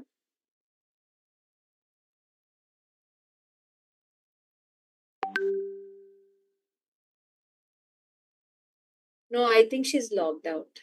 Ah, okay. And is anyone from Dr. Khan or Dr. Chandalia present? No, I don't think. I think only we have the judges now. Okay, okay. Thanks so much, Cheryl. I'm sorry, I am not being able to see all the time, the complete list of people available in the call. So then in that case, allow me to shift to our August panel of judges. And then I would like to start with Miss Riddhi Modi. I saw you already in the group call. So if you could share a few words on your feel about participating as a judge in the competition this year, and how would you like to motivate the diabetes educators to do better? First of all, a very good evening. Thank you, Dave, for having me here today among so many eminent personalities here, so many experts in the field who have been serving the community of people living with diabetes for last so many years. I'm extremely delighted to be here. And the fact that we have a dedicated day for international diabetes educators, that itself I feel, kind of determines the role of a diabetes educator. It is extremely important and significant in today's day and age that, we grow this community of diabetes educators, because me being from the community of people living with diabetes and now training myself to be one, as a certified diabetes educator, I feel that the role is not only significant but growing by the day and dynamically. So with that, first of all, thank you for having me as one of the jury members.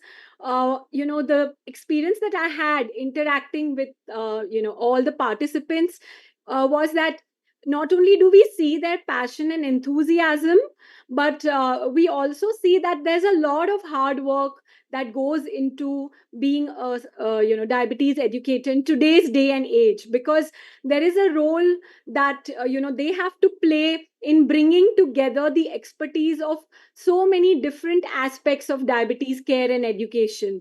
And like last half an hour, I was also listening to all the eminent personalities share their perspectives, and we realize that they have to collaborate and work together to bring everybody's expert part into looking after people living with diabetes. So with that, just like a short message for the budding diabetes educators, I would like to say that please continuously work towards this cause. Also motivate your friends and other people from your fraternity to take this role very seriously. And there are simple 4S philosophy that I feel, which actually contribute to make a very good diabetes educator. One would be, the first S would be a strong foundation. We realize that they need to have the right knowledge, the expertise, because living with diabetes is such a delicate condition. So unless they have that learning, that strong foundation, then they can actually provide that expert advice. Second S would be the sensitivity. The diabetes educator has to be sensitive to the needs of the patient, understand what exactly they want depending on the age. They have to be empathetic listeners, they need to have a lot of patience, and their communication has to be really crystal clear, and they need to simplify that, so that the person who they are actually guiding is able to understand, because not everybody will be able to understand the technical part. So they need to go down to the level of the person whom they are coaching, so that they can get the message very loud and clear. The third S is the willingness to serve. So serving people living with diabetes is something that is very innate.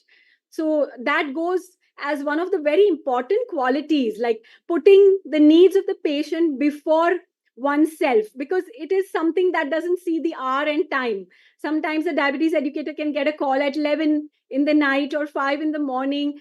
That basic willingness to serve people living with this condition, the passion, the purpose, and then to go on to establish a good cultural connect. No matter where you are coming from, which language you speak, establishing that connect is very, very important, so that you can address the specific needs. And then the fourth S, which I feel, is the willingness to be a student all your life, because the space of diabetes is so continuously evolving. There's so much research we hear of every day. Technology is changing, AI is coming in. So every diabetes educator needs to continuously learn. So the willingness to be a student is something which is a very important quality. So with these 4S, I would like to, encourage more and more diabetes educators to come forward, not just to participate in these competitions, but like Cheryl, Shubda ma'am, everybody was emphasizing that they need to continuously upgrade their skills. And it should not be limited to getting the certificate, but also, like improving their knowledge, like their practical experiences, which will help them in becoming a better educator. Treat every patient, every case like a test every day that you're going to appear for. So with that, I hand over back to Mr. Amitav. Thank you so much, Ms. Riddhe. You kind of contributed to what I was also trying to share when I was talking about the demand side and supply side in healthcare per se. Yes, of course, the demand side is very important. We need to understand the patients. Uh, I was hoping that Dr. They would have joined by now, but I don't see him. Maybe he's having some I think he connectivity joined and issues. he left. Yeah. He Again, was maybe he there. will join. Again, he will join. Yeah. Okay, then Disconnect. we may give him a few moments to see, or we can move on. I think we can move on. Okay, good. Then let me take one more layer of the ball of suspense. So the three shortlisted candidates we had this year, we had Malvika and we had Zil Doshi. So before we take off the other next layer, I would request Akanksha to share with us what was her experience of participating in this year's competition. Good evening, all. Good evening, all. Good evening, Akanksha. We can hear you. Please go on. Yes, sir. कैसे हैं सब? बढ़िया, आप कैसे हो? मैं भी ठीक हूँ. सबसे पहले मैं ये बोलूंगी कि मैं हिंदी में बात करूंगी क्योंकि कोई हम बात लोग नहीं। हिंदुस्तान के भी रहने वाले हैं, तो थोड़ा सा अपना लैंग्वेज भी बनता है सर। बिल्कुल बनता है, आराम से बात हाँ कीजिए। जी जैसे कि सबसे पहले थैंक यू डे को, जिन्होंने मुझे ये प्लेटफॉर्म दिया कि मैं यहाँ आऊँ, सबसे बात करूँ। और जहाँ से मैं बिलोंग करती हूँ, बिहार से, यहाँ पे डायबिटीज को लेके बहुत सारी गलत फहमियां आप कह सकते हैं। तो मुझे बहुत अच्छा लगा और मुझे बहुत बहुत थैंक यू करना है डे का कि मुझे ये प्लेटफॉर्म मिला कि मैं यहाँ आऊँ, मैं अपने बातों को रखूँ। और सबसे पहले सबको थैंक यू। और जहाँ से मैं बिलोंग करती हूँ, यहाँ पे टाइप 1 डायबिटीज के बारे में लोग उतना समझते भी नहीं है और बहुत जल्दी यहाँ पे डायग्नोज भी नहीं हो पाता है। तो मैं ये चाहती ना कि मैं डॉक्टर तो नहीं हूँ, मैं डायबिटीज एजुकेटर हूँ। मेरे से जितना हो सकता है मैं चाहती हूँ कि अवेयरनेस फैलाऊं। मेरे पास जितने लोग हैं जिन जो मेरे से हैं, जो मेरे आसपास में टाइप की हेल्थ को बहुत अच्छे से रखे, अच्छे से रहें, किसी को कोई तकलीफ नहीं हो, मैं इसकी पूरी कोशिश करती हूँ कि किसी को कोई तकलीफ ना हो, सब अपने अपने हेल्थ को बहुत अच्छा रखें। और डे ने मुझे इसके अलावा और भी प्लेटफॉर्म दिए हैं और इसके लिए मैं डे का बहुत बहुत थैंक यू करूंगी कि डे के थ्रू बिहार में भी बहुत लोगों की हेल्प हो रही है। और thank you so much. Thank you very much Akanksha, हमें भी बहुत अच्छा लगा आपसे मिलके, आपसे बात करके। So I would still say once again all the best to you. Thank you sir. I would now like to request Malvika to share her experience of participating this year. Hello. Hi, Amitav sir. Thank you so much for giving me the opportunity to speak here at this August gathering here. I'm so sorry I won't be able to start my video because the network is a little issue. So, but I really, this was my third time as a participant in the Best Diabetes Educator Award. And it's been a pleasure every time I say that. It's learning in the process. I met Indrajit sir yesterday. I'm in Kolkata at the moment, and I met Indrajit sir yesterday. And I told him how winning is not the only criteria that is this platform is, but you get to learn a lot of things. Like last in 2021, I remember Shubda ma'am was in the jury and she had asked me a few questions about brittle diabetes. And since then, brittle diabetes is something like, it's in tip of the tongue. If someone I know has brittle diabetes, I have to say him which all sugars to check, when all to check. So, this jury, coming in front of this jury, I always learn a lot of things and become a better diabetes educator every time. So, Malvika, proud of you. Thank you, ma'am. Thank you so much. And of course, I told one of the other experiences to Indrajit sir as well. During the first time when I came as a final nominee, Chandalia sir was there.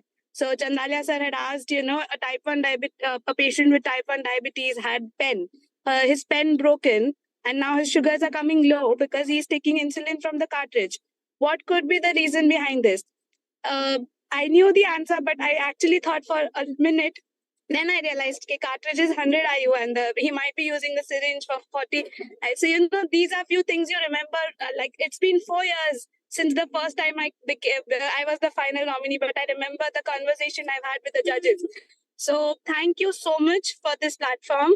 Thank you so much to the jury for being so, interactive and sharing all of these things with us. And it always makes us better in our work. Thank you. Thank you so much, Malvika. It was really nice listening to what you just had to say, how the others have contributed, how the competition is not everything, but the learning experience is more important. And with this, I would request Dr. Amit Kumar De, who has just joined, to share a few words of wisdom on what he feels about how the competition went and how we can get to, let's say, increase the level of enthusiasm in diabetes educators. So first of all, Mr. Shanyal and Mr. Indrajit, congratulations to both of you and the whole team at DAY for putting all the efforts in bringing out this innovative concept. One thing, I think Riddhi is here and we have our Empower T1D community. And one thing we have realized that when you want to make a difference in diabetes care, whether it's type 1 diabetes, type 2 diabetes, gestational diabetes, there has to be that added effort of passion coming out of you. If you're not passionate about the care, you're not going to be able to deliver it. No matter how much you are thorough with the science and you're thorough with the chapters of the book, you're thorough with the nutrition guidelines. It has to come with that extra bit of empathy, that extra bit of individualized feeling, that one-to-one connect, and that passion. And I think this kind of a competition or this kind of a rewarding activity by DAY will actually be infusing the educators with more such passion to work harder. So this is very, very important.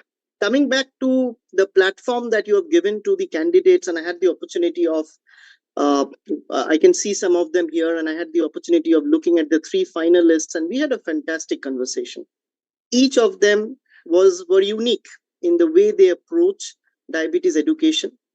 They were fantastic in the way they connected with us. None of them were skeptical. None of them were scared. None of them were afraid of this interview. They were very candid. They were always up to the mark. All 3 of them, I could just hear Malvika speak, and I'm sure the other 2 candidates are also here. And they were always trying to portray what different they were doing with their passion and their care towards diabetes patients.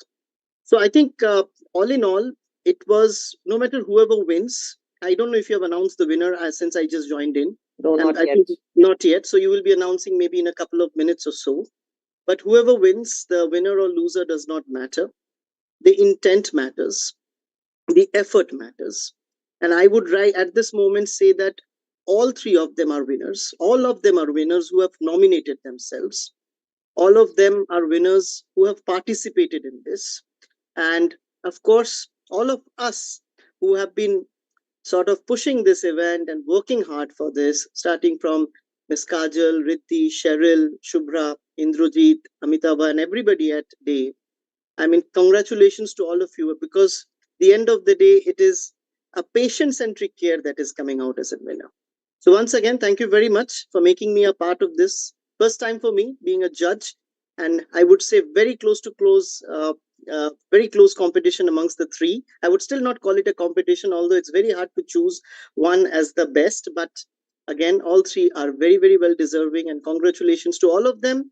And of course, big congratulations to whoever comes out as the winner. Thank you. Thank you very much. Thank you so much, Dr. Day.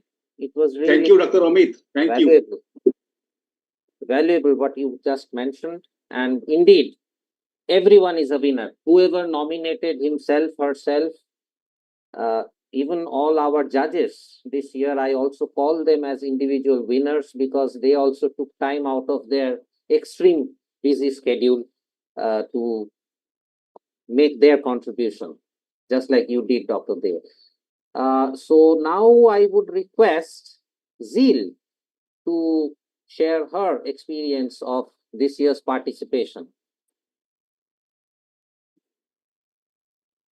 Good evening, sir. Firstly, happy International Diabetes Educator Day. Participating in this competition is a very huge thing. Like I got to meet the persons who actually work in the stream and interact with them. Also got to learn, as Malvika said, I got to learn many new things which I was not aware about during the interview, especially during like Meenakshi Bajaj ma'am's interview. Some things like SGLT2 and all of that. So answers which I could not give, but I could learn from them, which I have not understood or something. They explained it to me as well. Anju ma'am clearly explained it, how does it work and all of that. So during this interview, it was not just an interview thing. It was a thing which helped me learn, understand, and also taught me how I can improve myself in the way to help others that improve their diabetes, like in diabetes education. So that was one of the things which mainly I learned during the interview sessions. Okay, that's nice to know that more than the competition, it was the interactions which you enjoyed and you also got to learn. Thank you so much, Shefa. I wish you the very best. I'm still keeping the suspense going for a little longer because I also wanted to hear from Shefa Said, who was our winner last year. So if you could share your experience and how it has probably contributed to how you do things hopefully differently in the last 1 year. Firstly, good evening, everyone. Thank you, Dave, for having me here again. Once again, I felt very nostalgic even throughout the panel discussion, especially where everyone was discussing a lot of things in the practical or real life, what we actually face as libraries educators. So after I won this award last year, it was like an added responsibility, and it also fueled my passion more to work harder to help the community, improve their living, improve the quality of life, especially for people with diabetes. So it was an added responsibility for me that me as a diabetes educator, best diabetes educator in India, I wanted to work more hard, help more people with diabetes. And so I was very happy. And also, even today during the panel discussion, as we discussed about having a master's course, and also internship, which is like an add-on thing. I mean, that is the next step or the step ahead that we should look at, especially for grooming all the current or existing diabetes educators more with the current knowledge as well. So I mean, this is what is the most, the next step that we all should look ahead. Excellent. Thank you very much. It's good to know that your experience of last year as a winner, and then how you have used that responsibility to grow further as an individual and help your patients get better. It's a real achievement. Please continue the excellent work. My best wishes. Thank you, sir. Thank you so much. So now, Kajal, if we can Yes. prepare, Yeah. unveil, or let's say, let the cat out of the bag. I'm sure we have 3 people already biting half of their nails off. Shall I share now? Yes, please. Yeah. Thank you so much. Please give me a moment. So basically, what we will do is we will announce, and then we will have Shefa uh, helping the new winner take the oath so that she takes the baton forward for the next 1 year. Yeah, and the winner is going to get a medal along with a prize of 5,000 rupees, and of course the coveted certificate of being the best diabetes educator 23-24. So the best diabetes educator for the year 2023-2024 is Miss Zeel Doshi.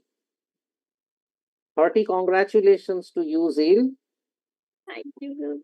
Very well done. Of course, it was a competition at the end of the day, so we were forced to select one. But as Dr. Amit Dey also mentioned, it was extremely close, believe me. And Congrats, Jill. Congratulations. Yeah. Therefore, So Malvika and Akanksha, you two are also winners for all of us. Kajal, if we can move on to the next slide, so Zil can at least get a visual of what she is about to get. So this is the medal that you get, Zil, and along with this, Indrajit will find a way so that the other 2 things also reach you: a certificate for being the winner this year and the prize of 5,000 rupees that I just mentioned. What you are not aware of is a diabetes educator's oath that we have. And this oath is something that last year's winner, okay, it's, it kind of sounds like the Miss World, or Miss Universe competition, passing on the crown. So let's call it passing on the oath. Yeah, so over to you, Zeel and Shefa. Please help Zeel take the oath. Firstly, congratulations, Zeel. Okay, so I'll read now and you can repeat after me. I am a true and dedicated diabetes educator. I'm a true and a dedicated diabetes educator. Every breathing patient with diabetes Every breathing patient with diabetes is my responsibility. is my responsibility.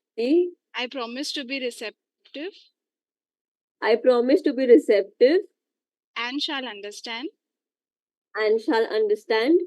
empathize, reflect, and reassure without bias. empathize, reflect, and reassure without bias. I will keep myself updated I will keep myself updated on the latest developments in diabetes management and share the same for the benefit of the sick. I will not be ashamed to say,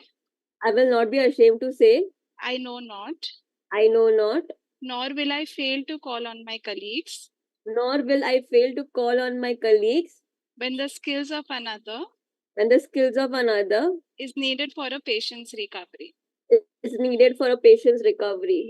I will respect the privacy of all my patients. I commit to foster a diabetes aware society and add healthy years to life. I have been and will continue to strive for a diabetes free society. Thank you very much. And congratulations, Zeel. Congratulations. Thank you, ma'am. And do carry on the fabulous work that you have been doing so far. Use all the opportunities you get to learn. You also got to know some of our senior diabetes educators today. So eat their heads off for whatever you need to learn, whenever you need to learn. I'm sure they will be more than happy to support. I pass on the same message to Malvika and Akanksha. Please don't feel disheartened because all three of you were winners. But like I said, in a competition, only one person walks away with the cherry. But all three of you are sharing the cake anyway. So let's celebrate that. Shall I interrupt for a second, please? Yes, please. Yeah, I think all the participants were here today. So can we do a big applause for each and every finale? Can you do that? Absolutely. Absolutely. So it was a very tough competition, and they have give their maximum effort for this. So absolutely, yeah. It was really. I really enjoyed the 5 times 3, 15 rounds of discussion I got to hear. So it was my privilege, kind of. I just want to add something. I can't tell you how proud and happy I feel. I think it's the best Teachers' Day gift. So heartiest congratulations. It was the biggest suspense. Kajal did not tell me till I've been messaging her, but I couldn't have been prouder. The medal comes back home, and from Natasha to Shifa and Zeel, I'm so proud of you. Third time in a row, Kajal. Third time in a row, Kajal, right? Absolutely. And you can ask them. I had no idea who the judges were or anything. Absolutely non-biased. I would also like to mention that. And it's purely on their merit for the good work that they are doing. Cyril, congratulations for the mentorship. Yeah. The mentorship you are providing. The competition is going in the direction of IPL. Why does Mumbai always win? Guys, wake up. Because Mumbai has NHS. That's why. So now Malvika and Akansha can, apply for jobs at NHS. But jokes apart, I'm very happy. I mean, congratulations, Ma'am, this was as Malvika. it is my last year. Ma'am, as it is my last year from Nagpur. I'll be shifting to Mumbai very soon. I know, so you're most welcome. But I mean, Zeal has been fantastic. But I think kudos to Malvika. I think to keep applying, that itself talks a lot. You know, I think for me, she is also a winner. And Akansha, yes, I don't know you very well, but congratulations. And I think it's great because, you know, for you to go and apply and put yourself out there, to be asked questions, to be judged, I think it's not easy. So honestly, I think each one is a winner, and congratulations to all of you. And you know, hopefully this will only motivate more people to apply next year. Definitely, because there's so much to learn. More than anything, I think the kind of people you will interact with, there is a lot of learning. You know, and it's amazing because I've been speaking to Zeal after every interview, and you know, it's been wonderful to know how much the discussions have happened, and what she has learned, what she has forgotten, maybe because of her nervousness to answer. But I think great efforts and heartiest congratulations once again. And thank you, Amitva, for doing this. And it's not easy. So, you know, I would say a big round of applause to you, and kudos to you for doing this year after year so meticulously. Of course, assisted very well by Kajal. And this time, Kajal was not even responding to me, and I told her, I said, I'm not going to respond to you ever. Yeah, that's my job. That's my job. But I think it was wonderful. I mean, it was wonderful to get this surprise, and I think it's been, you know, thank you so much, Amitwa, and of course Indrajit and everybody at Day for doing this and recognizing the diabetes educator. No, I'm happy to have contributed. The rest of the year, I usually don't get much of a chance to contribute to all the good things that you guys do. So, yeah, I'm happy doing this, and of course, I have my selfish gains from it, because none of you get a chance to, you know, listen to all those interesting conversations that I get to hear. So you see, that's my bonus. Let's call it like that. Yeah, very good, very interesting, and it was excellent, really. Just like all the last 3 years, this year also it was fantastic. So congratulations once again to all of you. Technically, with this, I would have announced the closure of the program, but before I officially do that, I wanted to make one more announcement. Many of you available here are aware of the 2 research grants that we talked of last year. One was the Ila Majumdar Memorial Research Grant for Diabetes Educators, and the other one was Professor Dr. Rashid Barun Shannal Memorial Research Grant for Dietitians and Nutritionists. The 2 grants still exist, and we also got last year for one of the grants 2 submissions, very interesting ones. I was very happy to read them myself, but unfortunately the evaluation committee did not find the overall submissions to be up to the mark, so I couldn't do much there. So what we have planned this year is that we are going to open the invitation for submission of proposals already from tonight onwards for both grants. And we will be posting the relevant details regarding the 2 grants on all the social media platforms. Indrajit, I believe you wanted to post them at, you know, kind of 12 freedom at midnight kind of a timing. Yeah, okay. So let's do that. This year I am looking forward to receiving excellent proposals, and this year both the grants are open for submission of proposals from members of Day only. So we want the submissions to come from the life members or members of Day. And with this and the hope to see good proposals and all of you continue your good work, I take the opportunity to declare the program. Amita, just 1 minute. Just 1 minute. To additional information, the last date will be 31st of October, midnight of 31st October, and we'll declare the grant on 7th of December at our DayCon, Kolkata. Okay. But this information we will also give in the on the social media platforms, right? Yeah. Okay. Excellent. So with this, we end the excellent program today. And at the end, I would like to invite all of us present here to join in singing the national anthem.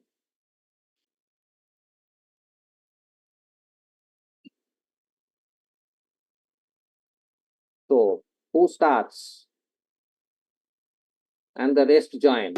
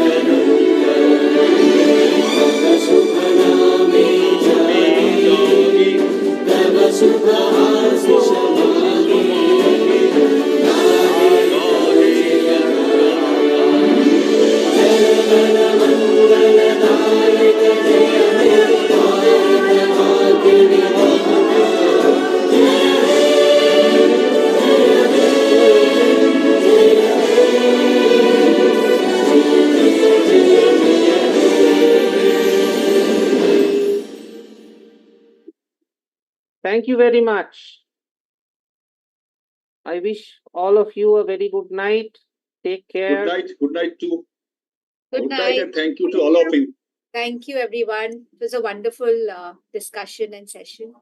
Yeah, thanks, Cheryl. Thanks, Shubha. I think we will next meet on our conference. Yes, which is the 10th of November. So please make sure that all of you attend. 10th of November, which is a Sunday. Okay, Thank I'll you. try. Bye-bye. Good night. Thank you. Take Bye-bye. care. Good night. We'll give Bye. you a session. So you have to be there. You have no choice then. Okay. You can talk about your experience over the last so many years. Yeah, that's going to be pretty interesting. Let's see. Let's talk about this. Absolutely. Okay, bye. Okay, Bye, take Nidhi. care. Thank Bye. you so much. Bye, Shubha. Zeel, go enjoy. Thank you, ma'am. So proud of you, and we shall enjoy tomorrow in office. Yes. Bye.